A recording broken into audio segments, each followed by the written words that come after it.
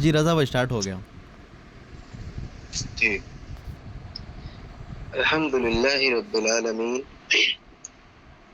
والصلاة والسلام على رسوله الكريم اما بعد فإن خير الحديث كتاب الله وخير الهدي هدي محمد صلى الله عليه وسلم وشر الأمور محدثاتها وكل محدثة بدعة كل بدعة ضلالة وكل ضلالة في النار أو كما قال عن عائشة رضي الله عنها قالت قال رسول الله صلى الله عليه وسلم من عمل عملا ما ليس عليه أمرنا فهو رد أو كما قال رب اشرح لي صدري ويسر لي أمري واحلل عقدة من لساني يفقهوا قولي. اللہ تبارک و تعالی قرآن کریم کے اندر سورہ حجرات میں فرماتا ہے یا ایہا الذین آمنوا ان جاءکم فاسق بنبی فتبینوا، اے ایمان والو جب کوئی فاسق تمہارے پاس خبر لائے تو تم اس کی تحقیق کر لیا کرو، کہیں ایسا نہ ہو کہ بعد میں تم پچھتاؤ. اس آیت کی بنیاد پر محدثین کرام نے جو اصول کو قائم کیا، اصول الحدیث، وہ بنیادی آیت یہی تھی کہ جس میں اللہ تبارک و تعالی واضح طور پر فرماتا ہے کہ جب تمہارے پاس کوئی فاسق خبر لائے تو تم اس کی تحقیق کر لیا کرو، کہیں ایسا نہ ہو بعد میں تم پچھتاؤ. یہ آیت عام بھی ہے اور خاص بھی ہے. محدثین نے اس کو خاص کیا ہے اور عام بھی ہے. خاص اس معنوں میں ہے کوئی بھی شخص رسول اللہ کی طرف کوئی حدیث منسوب کرتا ہے تو محدثین کرام رحمہم اللہ ان کی تحقیق کرتے ہیں اس آیت کے مطابق. اور یہ آیت عام بھی ہے. آج کوئی انسان کسی کے تعلق سے بغیر تحقیق کوئی فتویٰ عائد کر دے، یعنی کسی کو کہہ دیا ہم نے وہ کافر ہے، یا کسی نے کہہ دیا کہ فلاں انسان جو ہے وہ کافر ہے، اور ہم بھی اس کے بعد میں آ کے کہتے ہاں وہ کافر ہے، لیکن بعد میں پتہ چلا کہ بھئی ہم نے جھوٹا الزام لگایا تھا، ہم نے صرف تائید کی تھی، بعد میں ہمیں پچھتاوا ہوگا. کیوں؟ کیونکہ ہم نے تحقیق نہیں کی. اس لیے اللہ نے ایک اصول قائم کیا ہے کہ اے ایمان والو جب کوئی فاسق تمہارے پاس خبر لے کر آئے تو تم پہلے اس کی تحقیق کرو، یعنی دونوں طرفہ کے دونوں مابین جو باتیں ہوئی ہیں ان کو جانو، اس کے بعد ایک فیصلے پر پہنچو، کہیں ایسا نہ ہو بعد میں تم پچھتاؤ. اس لیے اعدلوا، یعنی تم عدل کرو. کسی قوم کی دشمنی میں آ کر تم عدل سے مت ہٹ جانا، یعنی کسی قوم کی دشمنی میں ہم آ کر یہ تعصب کی وجہ سے کہہ دے کہ فلاں شخص ایسا تھا میں اس کی بات نہیں مانتا، فلاں اہل حدیث تھا نہیں مانتا، فلاں دیوبندی تھا نہیں مانتا. اگر اس چیز کو بھی تم نے کہہ دیا اور وہ بات حق ہوئی تو آپ حق سے ہٹ گئے اور آپ کو کسی قوم کی دشمنی نے اس چیز پر ابھار دیا. بہرحال اصول حدیث، علم اور اصول، اصول اصل کی جمع ہے. اصل ایک کو کہتے ہیں اصول. نہیں کھا رہا ہوں کھانا. اس علم اصول الحدیث اس کو علم مصطلح بھی کہا جاتا ہے. مصطلح یعنی اصطلاحات، اس کو اس اصول حدیث بھی کہتے ہیں اور مصطلح الحدیث بھی کہتے ہیں. اس کا معنی کیا ہے؟ اصول حدیث وہ علم ہے جس کے ذریعے ہم یہ جانتے ہیں کہ حدیث ضعیف ہے، حدیث موضوع ہے، فیبریکیٹڈ ہے، یا حدیث میں کوئی علت ہے، یا حدیث قابل قبول ہے یا نہیں، یا تمام جتنی بھی حدیث کے فالٹس ہیں، جو کمیاں ہیں، خرابیاں ہیں، اس خرابیوں کو جاننے کے نام کو اصول حدیث کہتے ہیں. حدیث کی مقبولیت کہ وہ قبول ہے یا اس کا مردود ہونا یعنی وہ باطل ہے، یہ جاننے کے لیے ہم اصول حدیث کو پرکھیں گے، اور اس جاننے کو ہی اصول حدیث کہا جاتا ہے. اصول حدیث کا دوسرا نام ہے، اس کو لکھ لیجئے گا، اسما و رجال. اسما و رجال.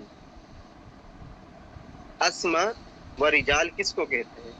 اسما اسم کی جمع ہے. اسم کہتے ہیں نام کو، اسما کہتے ہیں ناموں کو. رجال رجل کی جمع ہے. رجل کہتے ہیں ایک آدمی کو، رجال کہتے ہیں ایک سے زائد آدمی کو. یعنی ایک سے زائد آدمیوں کے نام اسما و رجال. تو وہ آگے ہم پڑھیں گے اس کا مطلب کیا ہے اسما و رجال کا. آپ جان لیجئے، سند کے اندر، چین آف نیریشن کے اندر جو نام آتے ہیں راویوں کے، آدمیوں کے، اس کو اسما و رجال کہا جاتا ہے. پہلا نام اصول حدیث، اس کو مصطلح الحدیث بھی کہا جاتا ہے. دوسرا نام اسما و رجال. تیسرا نام الجرح و تعدیل، اس کو بھی لکھ لیجئے، الجرح و تعدیل. جرح کہتے ہیں لغت میں، عربی میں زخم لگانے کو. کسی زخم کو لگانے کو ہم کہتے ہیں کہ ہم نے جرح کی، یعنی اس کو زخم دیا. لیکن شریعت کے اندر دو معنی ہوتے ہیں، ایک ہوتا ہے لغوی اور ایک ہوتا ہے اصطلاحی. لغوی یعنی ایگزیکٹ معنی، ایگزیکٹ معنی ڈکشنری سے جو نکالا جاتا ہے اس کو کہتے ہیں لغوی، یعنی لغت سے نکلا. ایک ہوتا ہے اس کی کلیریفیکیشن، اس کی وضاحت، اس کو کہا جاتا ہے اصطلاحی معنی یعنی شرعی معنی. جیسے کہ بدعت کا معنی ہوتا ہے لغت میں نیا کام، نئی چیز، بدعت. لیکن اصطلاح کے اندر بدعت کہتے ہیں جو قرآن اور حدیث اور صحابہ کے فہم سے ہمیں چیز نہ ملے، وہ ہم ثواب کی نیت سے کر لیں تو اس کو کہا جاتا ہے اصطلاح میں بدعت. یعنی لغوی طور پر بدعت کا معنی ہوتا ہے نیا کام، اور اصطلاحی یعنی اس کی کلیریفیکیشن، ایکسپلینیشن، اس کو کہا جاتا ہے بدعت اصطلاحی. واضح طور پر شریعت میں دو معنی ہوتے ہیں. لغوی طور پر میں نے بتا دیا، جرح کا معنی ہوتا ہے زخم لگانا. اصطلاح میں شرعی معنی جرح کا ہوتا ہے کسی بھی شخص کے اوپر، کسی بھی آدمی کے اوپر کسی بھی طرح کا کلام کرنا کہ یہ آدمی جھوٹا تھا، یہ آدمی ضعیف تھا، یہ آدمی دجال تھا، یہ آدمی کذاب تھا. یہ کسی بھی طرح کا اس راوی کے اوپر نیگیٹو کلام کرنے کو جرح کہا جاتا ہے. جرح کہتے ہیں کسی بھی طرح کا کسی بھی راوی پر کلام کرنا کہ فلاں راوی کی بایوگرافی کیا تھی، کہاں رہتا تھا، کیا کرتا تھا، استاد کون تھے، کتنی حدیثیں لی جائیں گی، کتنی اس کی نہیں لی جائیں گی. اس علم کو کہتے ہیں جرح. تعدیل کیا ہوتا ہے؟ تعدیل لفظ عدل سے مشتق و ماخوذ ہے. تعدیل عدل سے، عدل کا معنی ہوتا ہے انصاف. تعدیل انصاف کو کہتے ہیں، یعنی اس شخص کی نیکی بیان کرنا کہ وہ انسان صالح یعنی نیک تھا، وہ انسان بدعتی نہیں تھا، شرک نہیں کرتا تھا، فاسق نہیں تھا، ہر طرح کی خوبیاں اس میں موجود تھیں. اس سے حدیث لی جائے گی، اس کی حدیث مانی جائے گی. یعنی کوئی بھی اس پر جرح نہیں ہوئی، کوئی بھی اس پر کلام نہیں ہوا راوی پر، صرف تعریف ہی بیان ہوئی ہے، اس کا عدل ہی بیان ہوا ہے کہ یہ حدیث میں اچھا تھا، حدیث میں صالح تھا. تو اس کو کہتے ہیں عدالت، جو کہ عدل سے نکلا ہے. تو الجرح و تعدیل، تعدیل مانے اس راوی کی اچھائی بیان کرنا. تو پہلا علم جو ہے علم اصول حدیث، یعنی کسی حدیث کو جاننا کہ یہ صحیح ہے یا غلط ہے، اس کو اصول حدیث کہا جاتا ہے. دوسرا ہے اسما و رجال، جو چین آف نیریشن کے اندر راویوں کے نام آتے ہیں، آدمیوں کے نام آتے ہیں، اس کو اسماء رجال کہا جاتا ہے. تیسرا ہے جرح و تعدیل. جرح کہتے ہیں کسی بھی طرح کا راوی کے اوپر نیگیٹو کلام کرنا، اس کو جرح کہا جاتا ہے کہ فلاں راوی جھوٹا تھا، سچا تھا، کیسا تھا، کالا تھا، پیلا تھا. وہ تمام جرح ہوتی ہے. اور تعدیل کہتے ہیں اس راوی کا انصاف بیان کرنا کہ وہ حدیث بیان کرنے میں سچا تھا، جھوٹ منسوب نہیں کرتا تھا، تو اس کو کہتے ہیں تعدیل. تین چیزیں ہو گئی، اصول حدیث، الجرح و تعدیل اور اسما و رجال. یہ تین چیز آپ یاد کر لیں. ٹھیک. اب آتے ہیں حدیث کس کو کہتے ہیں. حدیث کا جو لغوی معنی ہوتا ہے وہ ہوتا ہے جدید، نیو، جدید، جو کہ قدیم کے مقابلے میں استعمال کیا جاتا ہے. جیسے کہ میں ابھی بات کر رہا ہوں، یہ حدیث ہے میری. میرا آپ سے بات کرنا، کلام کرنا، یہ حدیث ہے. حدیث ہے اور نئی بات بھی ہے. جو بھی بولوں گا وہ حدیث ہوگی. حدیث کا معنی لغوی طور پر ہوتا ہے بات، ٹاکنگ. بات کو کہتے ہیں حدیث لغوی طور پر. لیکن جیسا کہ میں نے کہا شریعت کے اندر دو معنی ہوتے ہیں، تو لغوی، ایک ہوتا ہے اصطلاحی. لغوی طور پر ہر حدیث بات ہوتی ہے، بات کو حدیث کہتے ہیں. لیکن اصطلاح میں حدیث کہتے ہیں رسول اللہ کا قول یعنی نبی کا کہنا، نبی صلی اللہ علیہ وسلم کا فعل یعنی نبی کی پریکٹس، اور نبی صلی اللہ علیہ وسلم کی تقاریر یعنی نبی کے سامنے کوئی عمل ہوا اور رسول اللہ اس پر خاموش رہے، اس کو کہتے ہیں تقریر. تو لغوی طور پر حدیث کا معنی ہوتا ہے بات. اس کی مثال قرآن سے لے لیجیے. اللہ فرماتا ہے وَهَلْ أَتَاكَ حَدِيثُ مُوسَىٰ، کیا تم پر موسیٰ کی بات پہنچی. وَهَلْ أَتَاكَ، کیا پہنچی آپ پر حدیث موسیٰ، موسیٰ کی بات. تو یہاں پر جو حدیث کہا گیا ہے یہاں بات کے معنی میں استعمال کیا اللہ نے. پتا چلا کہ حدیث کا معنی ہوتا ہے بات لغوی طور پر. اصطلاحی طور پر حدیث کا معنی ہوتا ہے اللہ کے رسول کے قول، نبی صلی اللہ علیہ وسلم کا فعل، نبی کی تقریر کو حدیث کہا جاتا ہے. ایک چلیں اس کی مثال لیتے ہیں. دوسری مثال سورہ بروج میں اللہ فرماتا ہے حل اتاک حدیث الجنود فرعون و ثمود، کیا آئی ہے آپ کے پاس لشکروں کی بات. یہاں پر دیکھیں حل اتاک حدیث الجنود، یہاں پر لشکروں کی بات، یعنی یہاں پر جو حدیث کا معنی ہے وہ بات سے لیا گیا ہے لغوی طور پر. اصطلاحی طور پر حدیث کہتے ہیں رسول اللہ کا کہنا، نبی صلی اللہ علیہ وسلم کا کام کرنا، اور کوئی صحابی نبی کے سامنے کوئی عمل کرے اور نبی اس پر خاموش رہیں تو اس کو کہتے ہیں حدیث تقریری. اب آئیے حدیث قولی، فعلی اور تقریری کو ہم جانتے ہیں. حدیث قولی کیا ہوتی ہے. قول کا مطلب ہوتا ہے کہنا، یہ میرا قول ہے یعنی میرا کہا ہوا ہے، اس کو کہتے ہیں نبی کی قولی حدیث. مثال النبی یقول من یقل علم علم اقل فلیتبوا مقعدہ من النار، یعنی نبی صلی اللہ علیہ وسلم فرماتے ہیں جس شخص نے میری طرف ایسی بات منسوب کی جو میں نے نہیں کہی تو وہ اپنا ٹھکانہ دوزخ میں بنا لے. مطلب یہ نبی کی زبان سے بات نکلی ہے، نبی نے ہم کو الرٹ کیا ہے اور زبان سے کیا، یعنی یہ نبی کا قول ہے، تو اس کو کہتے ہیں قولی حدیث. یہ قولی حدیث ہے. فعلی حدیث کی مثال لیتے ہیں.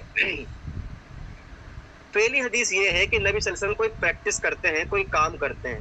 فعل کہتے ہیں اس کو، جیسے میں آپ کو پڑھا رہا ہوں تو یہ میرا پڑھانا فعل ہے، آپ سن رہے ہیں آپ کا سننا فعل ہے، ہم کھاتے ہیں ہمارا کھانا فعل ہے، ہم چلتے ہیں ہمارا چلنا فعل ہے. تو نبی صلی اللہ علیہ وسلم کا قول تو یہ ہو گیا. ایک منٹ ہو رہا.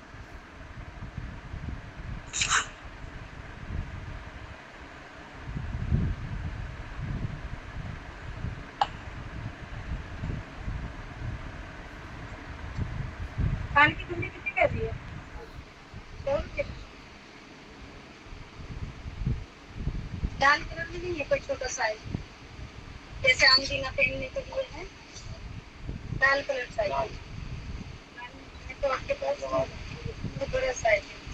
جیسے آمدینہ یہ تو کہیں سے جائے وہ تو پھر ہاں وہ ٹرک کے پاس.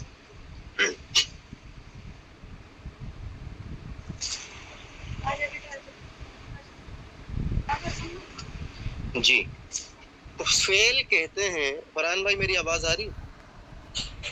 جی آ رہی ہے بھائی.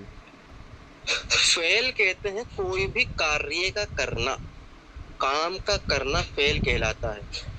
قولی حدیث یعنی کہنا، فعلی حدیث یعنی کام کرنا. فعلی حدیث کی مثال لے لیں. عن ابن عباس رضی اللہ عنہما قال توضا النبی مرتن.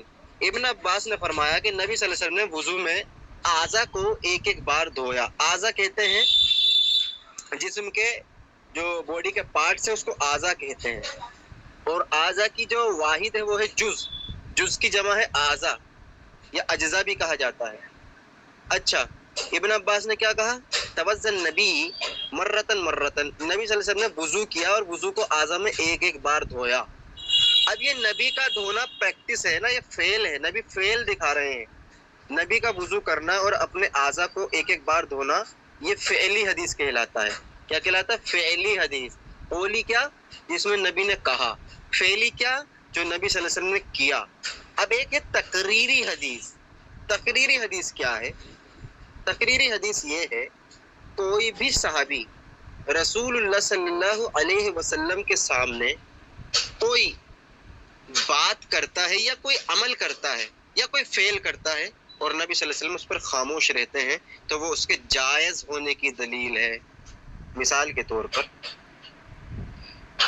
ایک حدیث آتی ہے کہ ایک صحابی تھے, رسول اللہ صلی اللہ علیہ وسلم فجر کی نماز کو پڑھا رہے تھے, تو جب رسول اللہ نے سلام پھیرا تو رسول اللہ جانے لگے.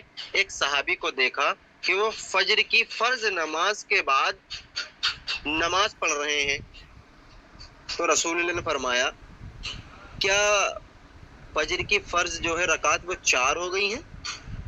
تو انہوں نے کہا اللہ کے رسول صلی اللہ علیہ وسلم میں نے فجر کی جو سنتیں ہیں ان کو نہیں پڑھا تھا, میں سنتوں کو پڑھ رہا ہوں. اس پر رسول اللہ خاموش ہو گئے اور وہاں سے چلے گئے. پتہ چلا فجر کی نماز فرض نماز کے بعد جو سنتیں رہ جاتی ہیں اس کو آپ فوراً ادا کر سکتے ہیں. رسول اللہ کی حدیث تقریری ہے. یعنی نبی صلی اللہ علیہ وسلم کے سامنے اس صحابی نے جو یہ کہا کہ میری سنتیں رہ گئی تھی میں اس کو ادا کر رہا ہوں, تو اس سے بات دلیل ملتی ہے کہ فجر کے فوراً بعد اگر آپ کی سنتیں رہ گئی ہیں تو آپ سنت پڑھ سکتے ہیں, کیونکہ رسول اللہ کی حدیث ہے کہ فرض نماز کی جب اقامت کہہ دی جائے تو پھر کوئی بھی نفلی نماز نہ پڑھو. بعض لوگ کیا کرتے ہیں احناف کے اندر, بریلوی دیوبندی, کہ امام نماز پڑھا رہا ہوتا ہے فجر کی فرض قرات ہو رہی ہے اور وہ پیچھے کونے میں جا کے سنتیں ادا کر رہا ہے. حالانکہ رسول اللہ فرما رہے ہیں کہ فرض نماز کی اقامت کہہ دی جائے تو کوئی نماز نہیں. لیکن حنفی کیا کرتے ہیں, وہ کونے میں جا کے سنتیں پڑھتے ہیں اور وہاں امام چل رہی ہے ان کی قرات. تو ایسا درست نہیں ہے. جب اس حدیث سے ہم کو یہ مل گیا کہ فرض نماز کے فوراً بعد بھی سنتیں پڑھی جا سکتی ہیں تو کیوں ہم ان کی قرات کو چھوڑیں, ان کی قرات کو سنا جائے نا. تو بہتر یہی ہے کہ آپ رسول اللہ کی حدیث پہ عمل کریں اور سنت کے مطابق حدیث تقریری پہ عمل کریں. تو حدیث تقریری یہ ہے کہ رسول اللہ کے سامنے کوئی کام ہوا, رسول اللہ نے اس کو نہ روکا تو وہ جائز ہونے کی دلیل ہے. کیوں جائز ہونے کی دلیل ہے؟ اس لیے کیونکہ رسول اللہ فرماتے ہیں کہ اگر کسی کام کو ہوتے ہوئے غلط دیکھو تو ہاتھ سے روکنے کی طاقت رکھتے ہو تو ہاتھ سے روکو, زبان سے روکنے کی طاقت رکھتے ہو تو زبان سے روکو, ورنہ دل میں یہ خیال جانو کہ یہ کام برا ہے, یہ ایمان کا سب سے ادنا درجہ ہے. اور انبیاء علیہ الصلوۃ والسلام کو جو ایمان تھا وہ ہاتھ سے روکنے کی طاقت رکھنے والا تھا, زبان سے روکنے کی طاقت رکھنے والا تھا. اگر وہ صحابی جو فجر کی نماز کے بعد سنتیں پڑھ رہے ہیں کام غلط ہوتا تو رسول اللہ اس کو روک دیتے, کیونکہ اس وقت رسول اللہ پر وحی نازل ہوا کرتی تھی. تو اس کو کہتے ہیں حدیث تقریری. What is the meaning of حدیث تقریری؟ تو آپ یہ بتا دینا. What is the meaning of فعلی حدیث؟ تو آپ بتا دینا. نبی کا کوئی کام کا کرنا فعلی حدیث کہلاتا ہے, کوئی کام کا کہنا یعنی آرڈر دینا قولی حدیث کہلاتا ہے, یا کسی کام کو ہوتا دیکھ اس پر خاموشی اختیار کرنا حدیث تقریری کہلاتا ہے. ٹھیک ہے, یہ تھی حدیث کی مثال ہے. اور وقت کتنا ہوا؟ 4:55. آگے پڑھوں یا چھوڑ دوں اتنا؟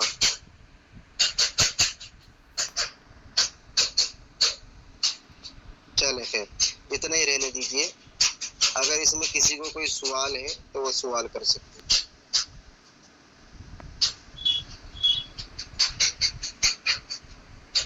رضا بھائی جرح و تعدیل کا لغوی معنی بتائیے نا ایک بار. جرح کہتے ہیں لغوی طور پر